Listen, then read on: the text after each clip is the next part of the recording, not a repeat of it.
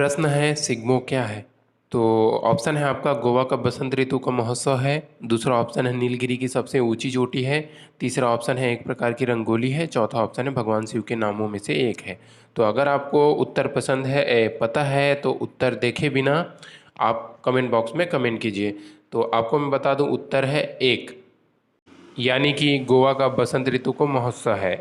Hello दोस्तों, कैसे हैं आप लोग। उम्मीद है कि आप लोग बहुत अच्छे से होंगे। तो रेलवे ग्रुप डी की एग्ज़ाम 17 अगस्त से स्टार्ट होने वाली है। तो उसके लिए आप लोगों के लिए मैं लेकर के आया हूँ प्रैक्टिस सेट, क्योंकि ये जो एग्ज़ाम है वो सिंगल स्टेज में होगी और इसी से आप लोगों का मेरिट लिस्ट बनेगा। तो आप लोगों की तैयारी में कोई कमी नहीं रहे, इसके लिए मैं महत्वपूर्ण क्वेश्चन आप लोगों के लिए लेकर के आया हूँ। तो चलिए स्टार्ट करते हैं। संविधान दिवस कब मनाया जाता है। तो ऑप्शन है 26 जनवरी को, और दूसरा ऑप्शन है 15 अगस्त को, तीसरा ऑप्शन है 26 जनवरी को 26 नवंबर को। तो अगर आपको पता होगा संविधान दिवस कब मनाया जाता है तो आप इसे कमेंट कीजिए। दूसरा प्रश्न है भारत का कौन सा शहर 2023 में अंतर्राष्ट्रीय ओलंपिक समिति सत्र की मेजबानी करेगा। तो पहला है ऑप्शन कोलकाता, दूसरा ऑप्शन है चेन्नई, तीसरा ऑप्शन है नई दिल्ली, चौथा ऑप्शन है मुंबई। अगर आपको आंसर पता होगा तो डायरेक्ट कमेंट बॉक्स में कीजिए, कमेंट कीजिए। तो आप लोगों को मैं बता दूं जो भारत का शहर जो 2023 में ओलंपिक समिति का मेज़बानी करेगा उसका आंसर है 4, यानी कि मुंबई। मुंबई शहर है 2023 में आप लोगों का ओलंपिक समिति सत्र की मेज़बानी करेगा। तीसरा प्रश्न है कार्ल सेगन कौन था।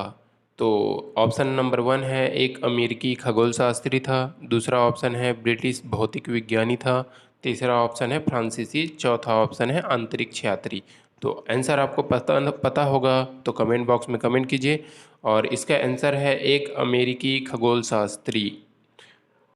चौथा प्रश्न है WLAN का पूरा नाम क्या है।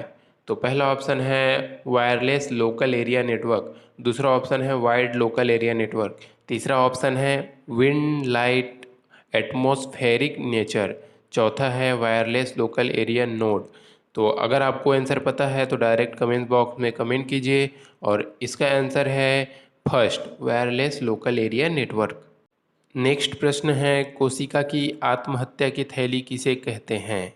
तो आंसर है पहला ऑप्शन है लाइसोसोम, दूसरा है राइबोसोम, तीसरा है न्यूक्लियोसोम, चौथा है गोल्जिकाय।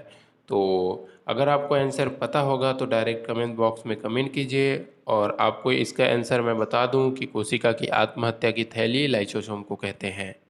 छठवां प्रश्न है किसी पिंड के विरामावस्था में रहने पर इसमें क्या निहित हो सकता है।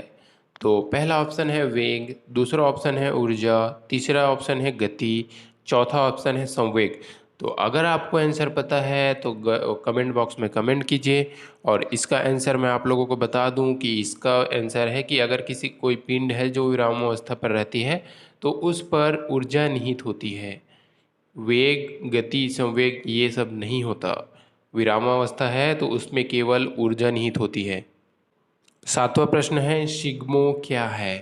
तो पहला ऑप्शन है गोवा का बसंत ऋतु का महोत्सव है, दूसरा ऑप्शन है नीलगिरी की सबसे ऊंची चोटी है, तीसरा ऑप्शन है एक प्रकार की रंगोली है, और चौथा ऑप्शन है भगवान शिव के नामों में से एक है। तो अगर आपको उत्तर पता है तो कमेंट बॉक्स में कमेंट करके बताइए, और इसका आंसर आप लोगों को मैं बता दूं कि सिग्मो गोवा का बसंत ऋतु का एक महोत्सव है। नेक्स्ट क्वेश्चन है एडिडास ने महिलाओं को सशक्त बनाने के लिए किसके साथ समझौता किया है। तो पहला ऑप्शन है रानी रामपाल, दूसरा ऑप्शन है PV संधू, तीसरा ऑप्शन है मनिका बत्रा, और चौथा ऑप्शन है इनमें से कोई नहीं। तो अगर आपको आंसर पता है तो कमेंट बॉक्स में कमेंट करके बताइए, और मैं आप लोगों को बता दूं कि एडिडास ने महिलाओं को सशक्त बनाने के लिए मनिका बत्रा के साथ समझौता किया है। नेक्स्ट प्रश्न है विश्व के कुल भूभागीय क्षेत्रफल में भारत की भागीदारी कितने प्रतिशत है। तो इसका ऑप्शन है 2.4%, दूसरा ऑप्शन है 16.4%, तीसरा ऑप्शन है 3.5%, और चौथा ऑप्शन है 19.2%। तो आप लोगों को अगर आंसर पता है तो कमेंट बॉक्स में कमेंट कीजिए, और आप लोगों को मैं बता दूं कि विश्व के कुल भूभागीय क्षेत्रफल में भारत की भागीदारी का परसेंट है 2.4%। किसी अभिक्रिया में भाग लेने वाले पदार्थ क्या कहलाते हैं? ये नेक्स्ट प्रश्न है।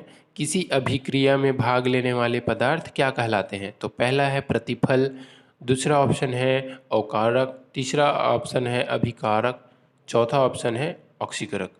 तो अगर आपको आंसर पता है तो कमेंट बॉक्स में कमेंट कीजिएगा। तो आप लोगों को मैं बता दूं कि अभिक्रिया, किसी अभिक्रिया में भाग लेने वाले पदार्थ अभिकारक कहलाते हैं। तो अभी तक आप मेरे चैनल को सब्सक्राइब नहीं किए हैं तो जो लाल बटन है उसको दबा दो यार, और बेल आइकन को प्रेस कर दो, ताकि मेरे हर एक वीडियो जो अपडेट डालता रहूँ उसका नोटिफिकेशन आपको सबसे पहले मिले।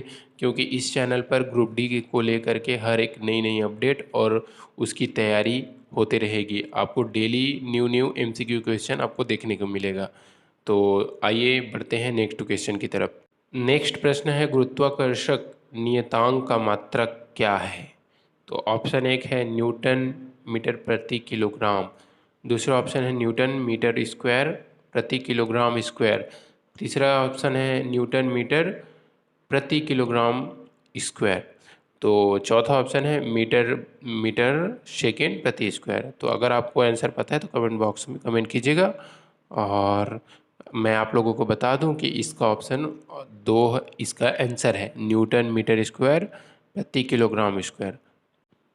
नेक्स्ट क्वेश्चन है, ल्यूकेमिया एक प्रकार का मानव रोग है जो कि, यानी कि इसका ऑप्शन है सफ़ेद रक्त कोशिकाओं का कैंसर है, विटामिन की कमी की वजह से होता है, और मस्तिष्क की कैंसर है, और चौथा ऑप्शन है प्रोटीन के अधिक सेवन के कारण होता है।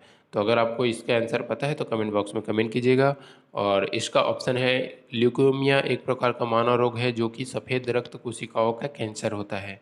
तो ये है इसका उत्तर। अभी तक में आप मेरे चैनल को सब्सक्राइब नहीं किया तो सब्सक्राइब कर लीजिए ताकि हर एक अपडेट आपको मिलती रहे। तो नेक्स्ट क्वेश्चन है, गुप्त काल के चांदी के सिक्कों को क्या कहते थे? तो ऑप्शन एक है दिनार, दूसरा ऑप्शन है रुपयक, तीसरा ऑप्शन है शतमान, चौथा ऑप्शन है करशापण। तो अगर आपको आंसर पता है तो कमेंट बॉक्स में कमेंट कीजिएगा। वैसे है, गुप्त काल के चांदी के सिक्कों को रुपयक कहते थे, ये इसका आंसर है, यानी कि ऑप्शन नंबर 2। किस भारतीय तीरंदाज ने 21वीं एशियाई चैंपियनशिप की महिला व्यक्तिगत रिकर्व स्पर्धा में स्वर्ण पदक अपने नाम किया है? तो इसका ऑप्शन है लक्ष्मी रानी, और दूसरा ऑप्शन है डोला बनर्जी, तीसरा ऑप्शन है दीपिका कुमारी, चौथा ऑप्शन है अंकिता भक्त।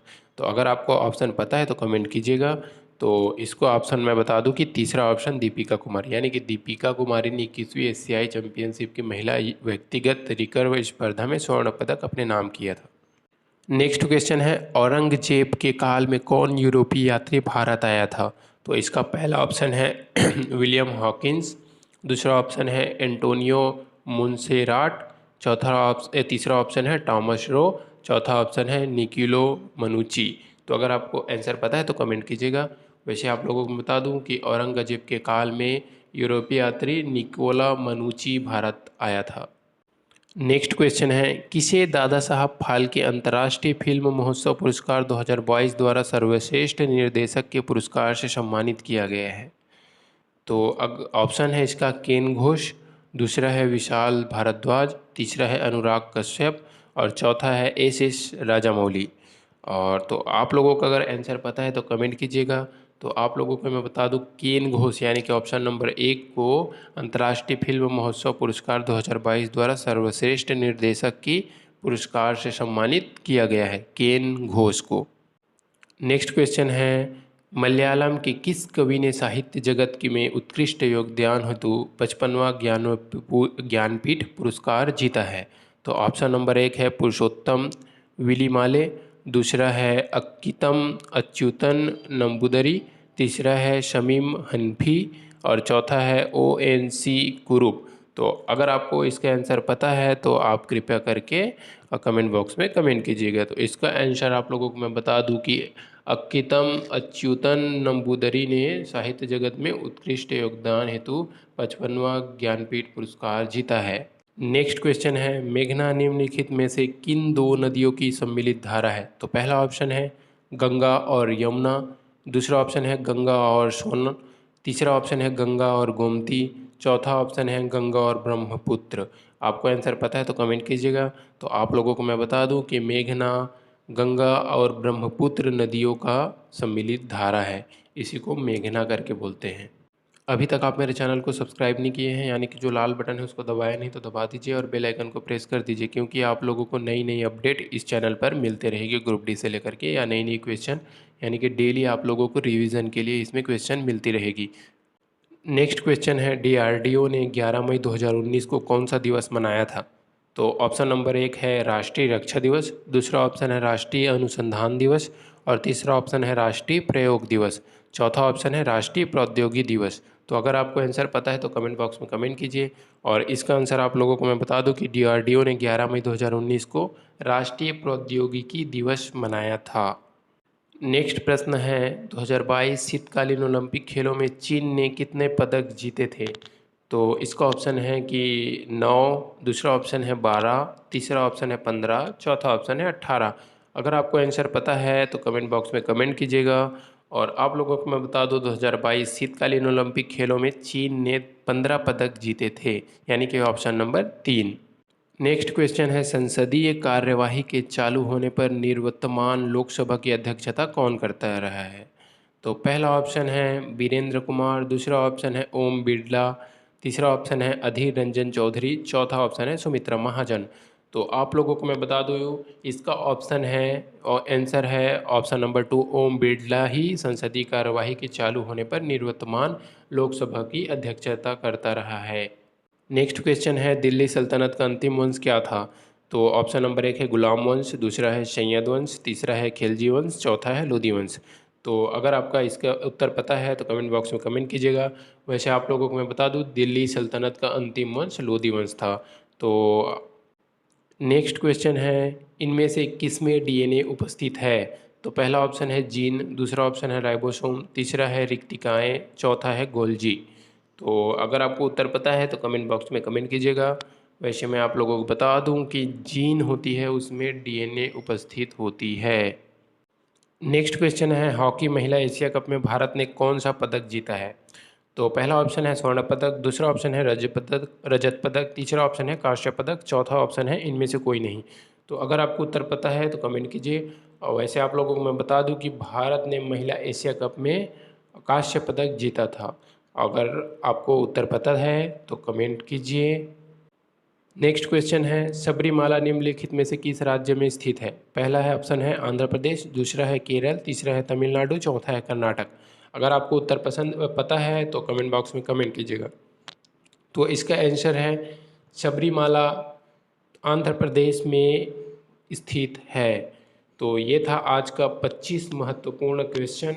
तो आई होप आपको पसंद आया होगा, और आपको नई नई सुझाव या इसका उत्तर आप लोगों को गलत लगता है तो कमेंट बॉक्स में कमेंट कीजिएगा और अपना अपना सुझाव दीजिएगा। और अभी तक मेरे चैनल को सब्सक्राइब नहीं किए हैं तो सब्सक्राइब कर लीजिएगा और बेल आइकन को प्रेस कर दीजिएगा, ताकि कोई भी नोटिफिकेशन है, मतलब कोई भी मेरे चैनल में अगर ग्रुप डी से लेकर के या गवर्नमेंट जॉब से लेकर के अपडेट डले तो उसका नोटिफिकेशन सबसे पहले आपको मिले। क्योंकि इस चैनल पर हमेशा कुछ न कुछ गवर्नमेंट जॉब से लेकर के अपडेट, डेली अपडेट आती रहेगी। तो ये था आज का वीडियो। तो मिलते हैं नेक्स्ट वीडियो में, तब तक के लिए जय हिंद।